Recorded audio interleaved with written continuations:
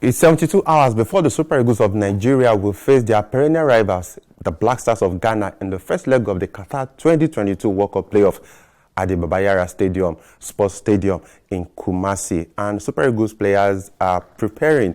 They are thronging into the camp, the team's camp in the Federal Capital Territory, Abuja.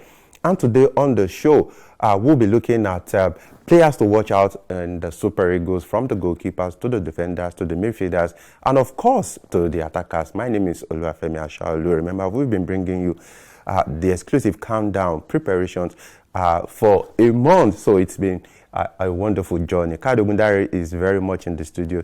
Kayode, we are here. Finally, we are here. We are close to the bus stop. Exactly. Okay, so let's look at the Super Eagles of Nigeria. Kayode, are you impressed to begin with the response of players to camp? Are you impressed? I think so. But if you take away one or two isolated cases that are understandable, like Sadiq Umar, who was tied down by a club, of course, played on Monday night against Tenerife. Yes. Then those who are missing for other reasons. I think the bulk of the team is in town, and they've started training almost immediately because everybody understands the magnitude of this task. They know most of the tasks. And this is like the biggest game of the year so far, until we get to the World Cup.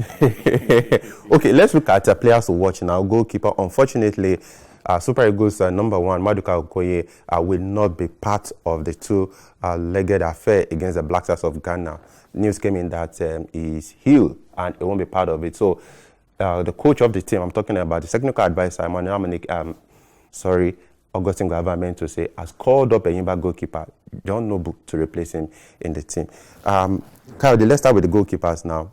Obviously, Iguavon is left with Francis Uzoho and Daniel Akpeyi. For you, who will it be? It's a toss-up between Francis Uzoho and Dan Akpeyi.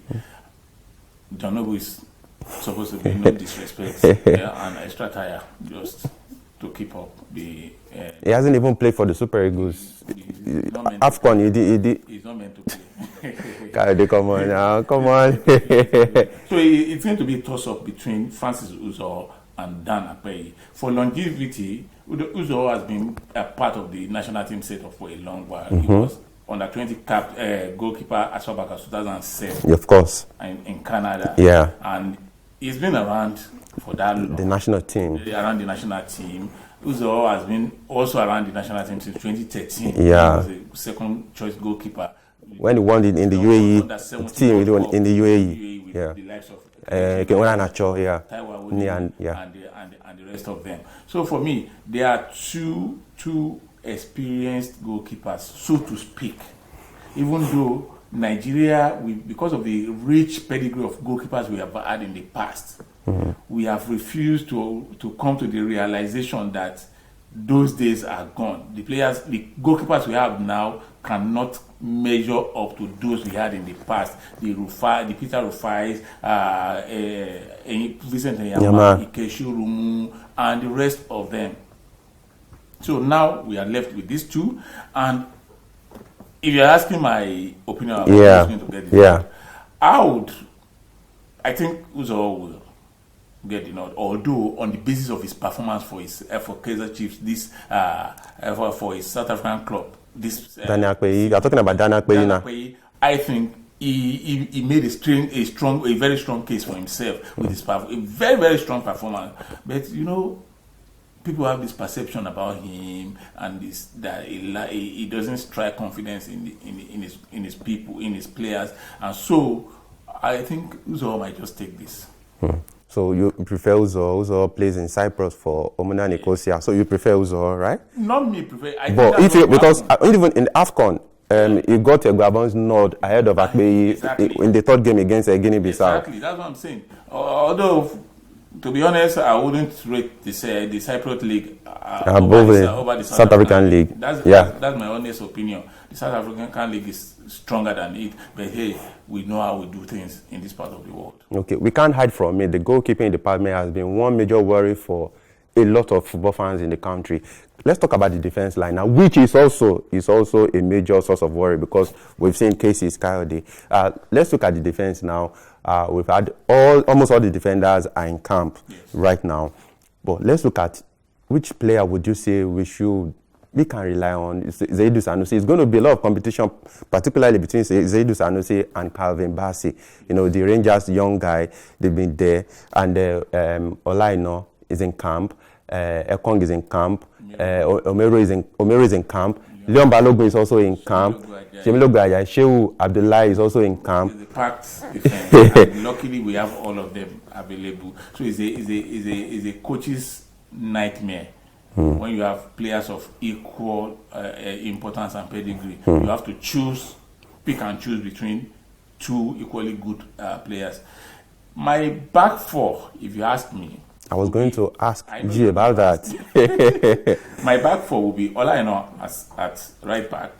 Or left back? Right back, yeah. Right back, yeah. Would you choose Zaidu Sanusi above Calvin Bassey? Yes. Zaidu Sanusi because he's been around. He's been around, vastly much more experienced, and he's been in the team for a while. So Calvin Bassey, I'm not taking away anything from what the young man has done with Rangers. It could be a backup even. Yeah, he's going to be a backup, but I would choose Sanusi ahead of him for left back, and in the center. Many people it's going to be quite difficult. Yeah, many people will not like it. But put in the consideration that Leon Balogun hasn't had much game time this season because of injuries. Then your brother Ekong hasn't even kicked the ball since the AFCON, since Nigeria got knocked out of AFCON. Then Oluwashemilo Ajayi has been consistent for West Brom. He's had a change of fortune before AFCON. Then you also have Kenneth Omero. That's why I said this is going to be a surprise for a whole lot of people. That my preferred center defense pairing will be Shemilo Ajayi and Kenneth Omero, because they complement each other. One is a bull. Don't take away the fact that Ekong will be our captain. Yeah, that's what I'm saying. Because certainly Ahmed Musa may not even start. I said my preferred. Okay. It doesn't mean that's what it's going to happen. Okay, your preferred. Okay. And I'm being honest. On current form, on activeness, I will pick a Kenneth Omero and Shemilo Ajayi, because Ajayi has been consistent and very, very impressive with West Brom, and Kenneth Omero has also been very, very impressive. But like I said, the problem I've always had with Kenneth, and this has nothing to do with the current team, is that is that of inconsistency. Kenneth could give you 99.9% in one game, and he will be the man of the match. And in another, I recall Nigeria, South Africa at the AFCON in 2019. Femi, I implore you to go back and watch that game. That would be Kenneth's best game ever in the Spy Good shirt. Yes, go and see that game again. You will be amazed. Also, he did very, very well against Cameroon in the previous match. I think I agree with you. Before that, I think he's consistent for the Super Eagles. But then there are some games where it will just not be up to scratch. It will be off day totally. So you now have to ask yourself which Kenneth is going to be in the game. Is it the consistent Kenneth one, or the one that is inconsistent? On his day, Kenneth is top notch for me. But that's my preferred anyway. But because he is the captain, he's much more experienced, and he is the leader.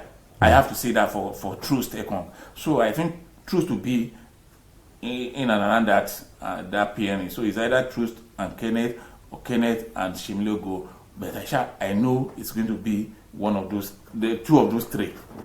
Okay, so Kayode has broken down nicely the goalkeeping situation, and of course, players whom he prefers should start in the defense line. But do you agree with Kayode? Please, you can drop a comment right there for us. And of course, you trust us that we will be reading that out. And of course, you fans have been fantastic all through our countdown. Today, before we run out of the studio, of course, we'll be reading some of your comments. We will quickly go on the break now. We'll be back to talk about the midfield and the forward.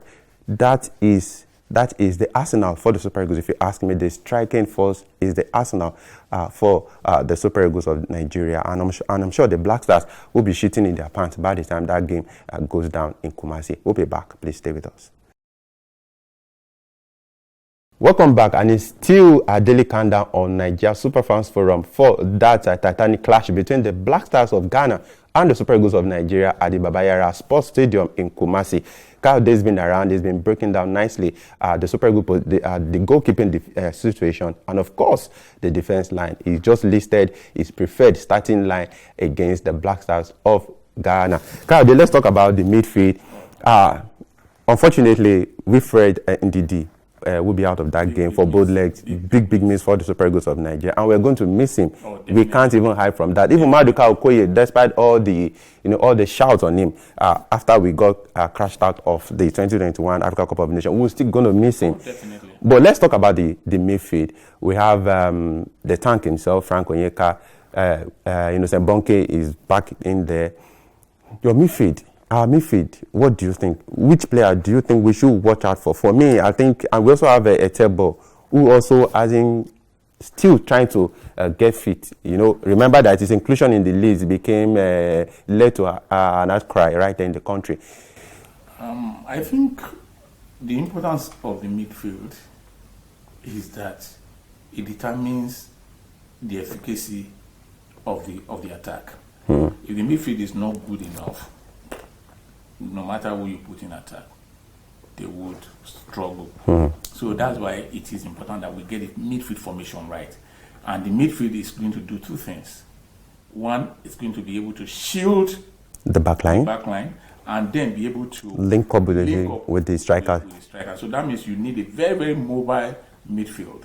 A midfield that is box to box. That means whichever combination of players you're going to put in the midfield, they must be fast, they must be agile, they must be box wrestlers. They must have the foresight, they must have the positional awareness, everything that goes into being a modern footballer. So if you ask me, Innocent Bonke is in the team, even though it was a late call-up. And I think on the basis of what he did in the game against Cape Verde, although under a different manager. You're still referring to that game. Yes, it was outstanding, actually. Very outstanding. I will throw him into this game. Ahead of a Frank Onyeka? No. I will throw him into the game, pair him with a Frank Onyeka and a Joe Aribo. But Joe Aribo will play in a much more advanced position like he did at the AFCON. And that was how we saw how really, really good he was. He was. So, that would be my midfield trio if we are going with a three-man midfield. That would be my preferred position if we are going with a three-man midfield. But if the coach in his wisdom decides to go with a four-man midfield, although that will mean there will be fast wingers who are going to play from the middle. That's not totally different propositions. But if you're going with a three-man midfield, I'll go with an Innocent Bonke, Aribo, and Frank Onyeka, because let us not deceive ourselves. The battle in the middle will be very, very bruising. It will be very, very brutal. That's where the game will be won. A lot of people are saying that Ghanaians have the superiority. They have superiority about the Super Eagles in the Ghana, particularly now that in the Day's house. Do you agree with that? I think man for man, the Ghanaian midfield is has lots of talents. But as a unit, I would take the Nigerian midfield. Those three, I would take them as a unit. But if you're looking at individuality, I think the Ghanaians have a richer pedigree of talents in that. But then, it's one thing to have talents, it's another thing to work as a unit. So I would, and the good thing about this is that these are players who have been together, who have played together, who knows each other in and out. So with the notable exception of even Innocent Bonke, who, when he even came, he slotted into the midfield. Very well. That would be my three-man midfield. Okay, what about Moses Simon? You're not talking about Moses Simon. Yeah, that's why I said it depends. It depends on the formation that the coach wants to go. But certainly we know that Ugabo want to stick with Moses Simon. I see no reason why he shouldn't. I see no reason. So if that happens, then that means we are looking at playing 4 people in the middle. And that means we're only limited to 2 strikers in the front. We're going to be limited to 2 strikers, except he wants to be daring and go with a 3-man defense, which I do not want to do, because we do not have. Especially if your first leg is going to be anyway. We don't have a Wilfred Ndidi. He has to even be very, very careful, cautious. So I expect him to play somebody in 4 and somebody in 10 who will be able to carry the ball. So if he's going to play with a 4-man midfield, then you can be talking about a Moses Simon, and there's no way in the whole world that he's going to drop Moses Simon for anything. He's not going to drop Moses Simon. I just hope that he learned his lesson from the AFCON and does not overly rely on Moses Simon. He's a good player, but then we have seen the danger in over-reliance on particular players on the one-way traffic, like someone said. Yeah, so that's would be my fear. Apart from that, we are good to go. Okay, let's talk about the attack now. Just to fulfill our righteousness, we might not even need to talk about it, but let's talk about it. Why do you think we shouldn't talk about it? The records are there. Now what? With 58 goals this season alone, our attackers have scored 58 goals, and they have almost 30 assists between them. They've scored 58 goals without even Emmanuel Dennis in their clubs. Without him, compared to. Not for the Super Eagles. Not for the Super Eagles, but that is to tell you their exploits. But let's talk about them. We have Victor Osimhen, we have Odion Ighalo, we have Sadiq Umar, we have Emmanuel Dennis, we have Kelechi Iheanacho, Kyle. All of them, as far as I'm concerned, they are players to watch for the Super Eagles of Nigeria. But let's look at it, maybe a preferred starting lineup. See, the thing about the Super Eagles is that we are one of the most attack-minded teams in Africa. Because you have what I mean with a lot of options. You have a lot of options. You have a lot of, not really options, a lot of pressure points where you can hurt the opposition. That's why it's so difficult to pinpoint who is going to be marked out of the game. If we are going with all in games like this, you wish you are allowed to use all of your attacking. And imagine that even a Taiwo Awoniyi is on the standby list. Exactly, that's what I'm saying. So for me, for obvious reasons, of course, Victor Osimhen, yeah, he's back. Yeah, he's back, and I'm very happy to have him back. Not because of the scoring threat alone, not because of his pedigree as a goal scorer, but because of the energy he brings into it. Even the character. He lives. You can see the seriousness. Yes, that's one thing I think I like about him. Even more than the hunger. The hunger. You see it in him every time. He looks like a man on a mission each time he steps on the pitch. So for me, the first the number 9 shirt goes to him. And the good thing also is that he's also a traditional number 9. He can ghost into the box, wait for the trajectory of the ball. Yeah, notch up the goal. He is very, very aware positionally. So for me, and it's also very quick. Very, very quick. That's very quick. So for me, he is a good scorer. He's like somebody used to say back in the day, he's a good scorer of great goals and a great scorer of good goals. so for me, for me, he is that good. There are no adjectives, no superlatives that are much more than what we can use to describe him. So for me, I'm happy he's back in the team. It's one of the reasons why we crashed out of the AFCON. Of course. Even when he's not on the score sheet, you will know that he would dominate and torment the defense line for all of 90 minutes. So I'm happy he's back. Then it's a toss-up now between Ighalo and Sadiq Umar, who gets the second position in the front. Attack. And I will go with the Sadiq Umar for obvious reasons. One, Ighalo is not the fastest of players. For all of his sluggishness because of his frame, Sadiq tends to look sluggish, but he's faster than Ighalo. Ighalo has positional awareness because of age. You can say because of age. Because of age, he's experienced. He knows if the world is going like this, let me just stay here. If he goes wherever he goes, he's still coming back here, and he's quick to score goals too. But I will play a Sadiq Umar ahead of him. If things go according to plan, I do not even see Ighalo having any part to play in this first leg. That's me. Now you ask what about Emmanuel Dennis and Kelechi Iheanacho? Dennis and Kelechi. Yeah, depending on the formation you want to use. See, Emmanuel Dennis, like I said, for some of our younger viewers who never saw. And don't even forget Ademola Lookman. That's what I'm saying. I'm just putting all the options on the table now. Yeah, I'm just putting all the options on the table. To even play 3 attackers. No. I'm not sure that Gabon will even contemplate that. So what I'm saying about Dennis is that if you saw Samson Siasia play at his peak, and when I say his peak, I'm talking about 1988 to 92, 93. I won't forget his goal against Argentina at the US 94. In fact, that was when he was winding down at the twilight of his career. But between 87, let's say 87 to 92, 93, he was one of the quickest, one of the most amazing dribblers of the ball, yet a center forward. It's very rare to see players who combine those skill sets. It's either you're a goal scorer, you don't want to dribble, you don't want to, or you know how to dribble, but he combined everything. That's the same way I see this Dennis.